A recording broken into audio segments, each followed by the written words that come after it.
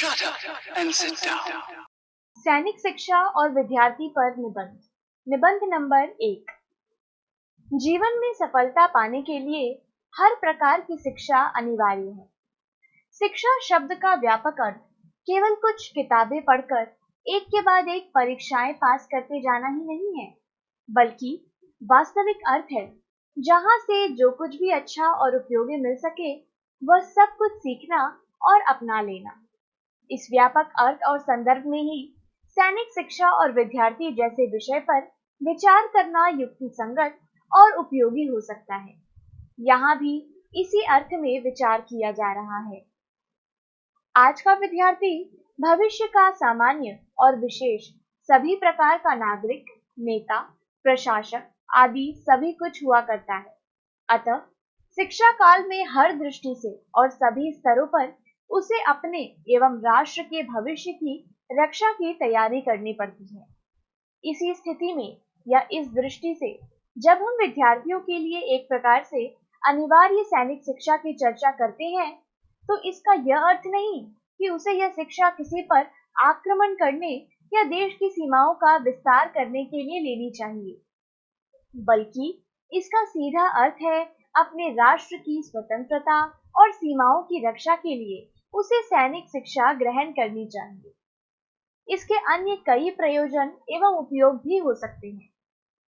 सैनिक का जीवन तो कठिन होता ही है, उसे दी जाने वाली शिक्षा भी सरल न होकर अत्यंत कठिन हुआ करती है। अतः सैनिक शिक्षा प्राप्ति विद्यार्थी वर्तमान और भविष्य में प्रत्येक कठिन परिस्थिति और वातावरण में रहना सीखने के साथ साथ जीना और कठिनाइयों का सरलता से सामना करना भी सीख लेता है। इस सीख के बाद वह सब प्रकार से समर्थ हो सकता है। यह बात भी महत्वपूर्ण है कि सैनिक का जीवन एक विशेष प्रकार के अनुशासन में पलता और अनुशासित ढांचे में ढला स्वस्थ सुंदर हुआ करता है। यदि विद्यार्थियों के लिए सैनिक शिक्षा अनिवार्य कर दी जाए तो निश्चय ही इस प्रकार के बहुत सारे सुपरिणाम हमारे सामने आ सकते हैं। अनुशासनहीनता की व्यापक समस्या का समाधान तो हो ही सकता है। हमारी भविष्य के लिए उभर रही वर्तमान पीढ़ी सभी प्रकार से स्वस्थ एवं सुंदर भी हो सकती है। इस प्रकार के और भी कई ऐसे संदर्भ हैं जो सैनिक शिक्षा के महत्व को उजागर करते हैं। इस प्रकार की शिक्षा का एक महत्वपूर्ण पहलू यह भी है कि सैनिक शिक्षा देते समय तत्काल उचित निर्णय कर पाने की क्षमता का भी स्वाभाविक विकास किया जाता है। विद्यार्थी इस प्रकार की क्षमता प्राप्त कर बड़े होने पर अपने और पूरे देश समाज के लिए निर्णायक क्षणों में उचित नेतृत्व प्रदान कर सकते हैं। इन सूक्ष्म बातों के अतिरिक्त आज के संदर्भों में विद्यार्थियों और नवयुवकों को अनिवार्य सैनिक शिक्षा देना अन्य कई दृष्टियों से भी आवश्यक एवं लाभप्रद स्वीकारा जाता है। भारत जैसे चारों ओर से विरोधी विचारधाराओं और शक्तियों से घिरे देश के लिए तो उन स्थूल बातों के संदर्भ में अनिवार्य सैनिक शिक्षा का महत्व निश्चय ही और भी बढ़ जाता है। विदेशी आक्रमण और संकट काल में नियमित सैनिक तो अग्रिम मोर्चा संभाले हुआ करते हैं। तब सैनिक रूप में शिक्षित विद्यार्थी और युवा वर्ग देश की भीतरी स्थितियों को संभाल दूसरी रक्षा पंक्ति का काम कर सभी का मनोबल बढ़ाएं एवं आस्था जगाए रख सकते हैं। भारत क्योंकि अपनी स्वतंत्रता के विगत 50 वर्षों में पड़ोसी देश के अकारण आक्रमणों का 3-4 बार शिकार हो चुका है, अतः यहाँ की युवा शक्ति का हमेशा सैनिक रूप में सतर्क रहना निश्चित ही आवश्यक है। उस स्थिति में तो और भी कि जब हमारी सार्वभौम राष्ट्रीय सत्ता को चुनौतियां मिलती रहती हो और अकारण आक्रमणों का भय निरंतर बना हुआ हो। यदि विद्यार्थी और युवा वर्ग सैनिक रूप में प्रशिक्षित रहता है तो सामान्य शांति काल में भी वह देश हित में बहुत कुछ कर सकता है। वह राष्ट्र निर्माण के कार्यों में सहायता पहुंचा सकता है, प्राकृतिक विपदाओं के समय देश के धन जन की रक्षा कर सकता है। इस सबसे भी बढ़कर वह देशवासियों को संगठित रख उनका मनोबल बनाए रख सकता है, राष्ट्र को दृढ़ आस्था और विश्वास दे सकता है। अनिवार्य सैनिक शिक्षा के खतरे की ओर भी ध्यान आकर्षित किया जाता है। वह यह कि इस प्रकार धीरे धीरे सारा देश ही सैनिक मनोवृत्ति एवं सैनिक छावनी में बदल जाएगा। जिस हिंसा वृत्ति का प्रयोग सैनिक के लिए शत्रु के प्रति आवश्यक हुआ करता है, वह अन्यत्र भी प्रकट होने लगेगी इत्यादि। पर हमारे विचार में इस प्रकार के खतरे उस सैनिक में हुआ करते हैं जो अनुशासित नहीं हुआ करता, या फिर जिसे अन्य कोई काम धाम न हो और केवल बेकारी ही हो। नहीं, विद्यार्थियों और युवाओं को सैनिक शिक्षा देने का यह अर्थ नहीं कि उनके सजह स्वाभाविक जीवन क्रम को सैनिक तत्व में ढाल दिया जाए। प्रयोजन केवल इतना और इस प्रकार की शिक्षा देना है जो अनुशासन के साथ साथ प्रतिरक्षा में भी सक्षम बना सके। ऐसी शिक्षा की व्यवस्था अवश्य ही व्यापक स्तर पर की जानी चाहिए। आज के संदर्भों में इसका महत्व और आवश्यकता बताने समझाने की जरूरत नहीं, सभी जानते और मानते हैं। अनिवार्य सैनिक शिक्षा पर निबंध, निबंध नंबर 2। गीता में कहा गया है, चतुर्वर्ण्यम मया सृष्टम गुण कर्म विभागशः, अर्थात गुण और कर्म के आधार पर मैंने 4 वर्णों का निर्माण किया है। यह बात आज विज्ञान की कसौटी पर भी सत्य सिद्ध हो रही है कि प्रत्येक मस्तिष्क प्रत्येक कार्य के लिए उपयुक्त नहीं हो सकता। एक दूसरे की रुचि और विचारों में भिन्नता की प्रकृति होती है। परिणाम स्वरूप ना तो सभी वैज्ञानिक, ना तो सभी कलाकार और ना तो सभी सैनिक ही हो सकते हैं। इसी आधार पर प्राचीन भारतीय सामाजिक व्यवस्था में छात्र धर्म का विशेष महत्व था। बाह्य आक्रमण तथा आंतरिक कलह से देश की सुरक्षा का भार केवल उन्हीं के कंधों पर था। सैनिक प्रशिक्षण के लिए सभी राज्यों में विभिन्न आश्रम और आचार्य सुनिश्चित थे एवं प्रशिक्षण की अवधि भी सुनिश्चित थी। महाभारत काल में द्रोणाचार्य सैनिक शिक्षा के प्रामाणिक आचार्य थे। मौर्य काल में तक्षशिला और नालंदा विश्वविद्यालयों में भी अन्य विषयों के अतिरिक्त सैनिक शिक्षा की विशेष व्यवस्था थी। भारतीय मनुष्यों की दृष्टि में शारीरिक शक्ति आत्मिक शक्ति के समक्ष नगण्य थी। अतः जनसाधारण सैनिक शिक्षा में सामान्यतः प्रवृत्ति नहीं होता था। वह केवल राजाओं, राजपुत्रों एवं राजनयिक प्रजा तक ही सीमित थी।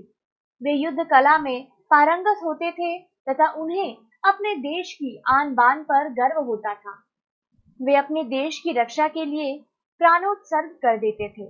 इस धर्म प्राण देश के सभी राजाओं के पास अपनी आर्थिक क्षमता के अनुसार सुव्यवस्थित सेना होती थी, जो अपने राजा एवं राज्य की रक्षा के लिए आत्मोत्सर्ग करने को तैयार रहती थी।